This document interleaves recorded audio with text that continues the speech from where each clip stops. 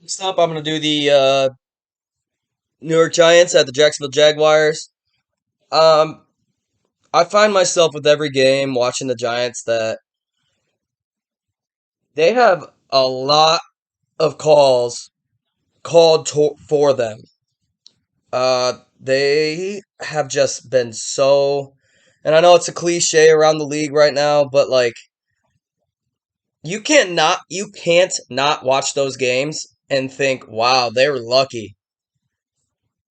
Like 4 or 5 of their wins were relatively lucky. Brian Dayball, coach of the year right now. He's coaching them up. He's winning games in clutch moments. I'll give him that. Daniel Jones is turning the ball over less. The thing is about Daniel Jones though. I don't want to rip him after being 6-1, but like he's at his cap right now. He's maxed out at where he's at, which is like runs really well, which is probably his best attribute, and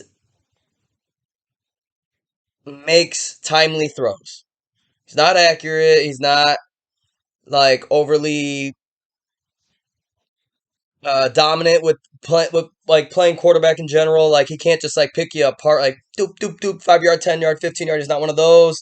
He's not a deep ball guy. He's not overly accurate.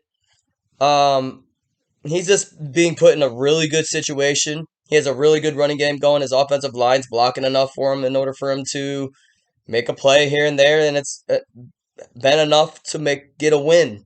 Their defense is playing really well as well. Trevor Lawrence, I feel like the Jaguars are the unluckiest team in the NFL. If you watch their games, that loss against the Colts last week was just, I mean, Matt Ryan, that bomb at the end, that was pure luck. He just heaved it up, closed his eyes, and threw it.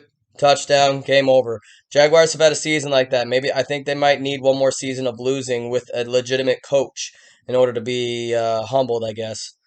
They don't really have the roster to make a run. Uh, but the Giants, on the other hand, they're going to make the playoffs just because they got 6 wins already, and all they're going to need is like 3 more in order to get a wild card spot. I don't, I cannot see them getting more than 10 wins. I can't.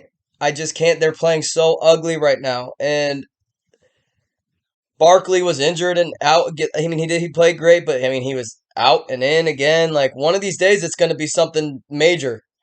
And I can't base their future on an injury, but like there's so many things about the Giants that are like in question still. I can't legitimately say Daniel Jones, go down the field, go on a 90-yard drive and score a touchdown for me. What if Saquon was out for the last drive of the game?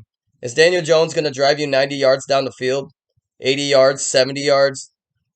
Probably not. So they have all the right pieces at the right time. They've had a lot of calls go their way, a lot of luck swing their way. We'll see how it pans out, but right now I got them at about 10 wins. I can't I just how they're playing, I cannot see them being legitimate in the postseason or near the postseason. They're gonna fall apart at some point with the quarterback playing like that. He's getting lucky. He's getting wide open calls or wide open wide receivers because their running game is running so well and they're running run pass options. So I think that the Giants are not what their record says. And same with the Jaguars. These are the two unluckiest and the luckiest teams in the NFL right now.